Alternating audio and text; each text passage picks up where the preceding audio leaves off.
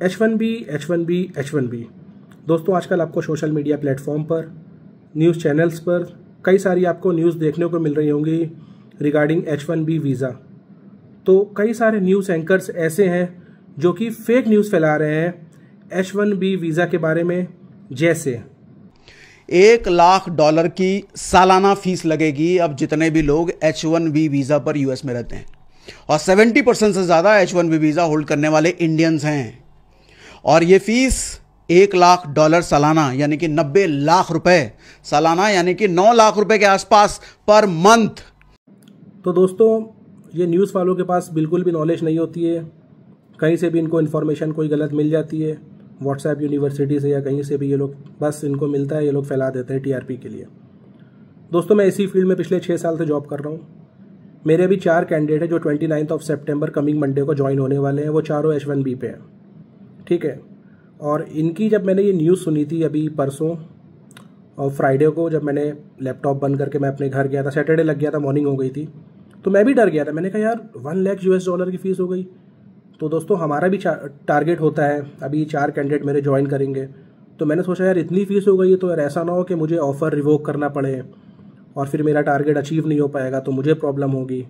तो फिर मैंने USCIS United states citizenship immigration services से मैंने कई सारी इन्फॉर्मेशन कलेक्ट करी। अभी मॉर्निंग में हमारी मीटिंग भी इससे रिलेटेड हुई थी। तो दोस्तों, ये बिल्कुल गलत न्यूज़ है।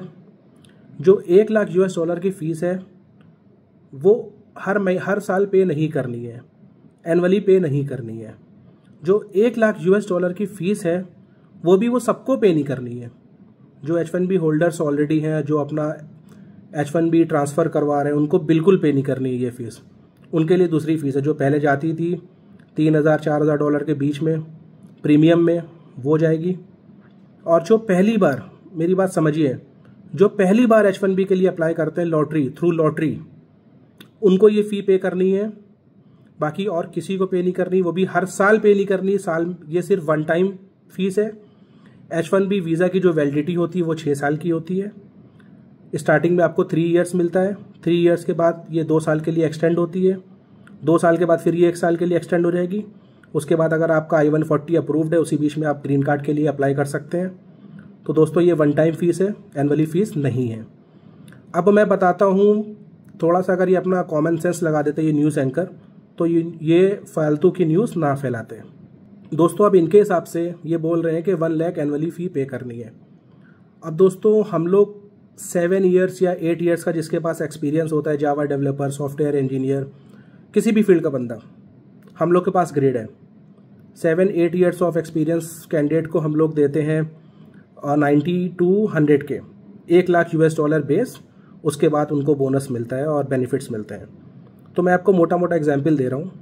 अगर मैं 8 साल के कैंडिडेट को $1,00,000 की एनुअली सैलरी देता हूँ, ठीक है ना, और उसके बाद उसके बहुत सारे उसमें टैक्स कटेंगे, फेडरल इनकम टैक्स कटेगा, स्टेट टैक्स कटेगा, मेडिकेयर टैक्स कटेगा, तो उसके पास अराउंड 70 के इन हैंड आएगा, $70,000 साल की इन हैंड, ठीक है ना। और हमने उसको बेस पैकेज दिया था 100 के। चलो, अब 100 के भी से हम इंडियन करेंसी को अगर मल्टीप्लाई करते हैं, $1 अराउंड 88 रुपये का है, तो मतलब उसकी साल की सैलरी हुई 88 लाख रुपीज़, ठीक है। अब उसकी 88 लाख रुपीज़ साल की सैलरी हो जाएगी। अब अगर हर साल वो 88 लाख रुपीज़ पे करेगा H1B वीज़ा के लिए, तो वो खाएगा क्या, रहेगा कैसे वो वहाँ पे? यार थोड़ा सा कॉमन सेंस लगाना चाहिए था ना, ये एंकर को फालतू की न्यूज़ फैला रहे थे। तो दोस्तों, ये वन टाइम फीस है। एक बात और, अभी मेरे 4 कैंडिडेट ऑनबोर्ड होने वाले हैं, वो दूसरी कंपनी के थे, उनके पास H1B दूसरी कंपनी का था। मैंने वीज़ा ट्रांसफ़र करवा लिया है अपनी कंपनी में।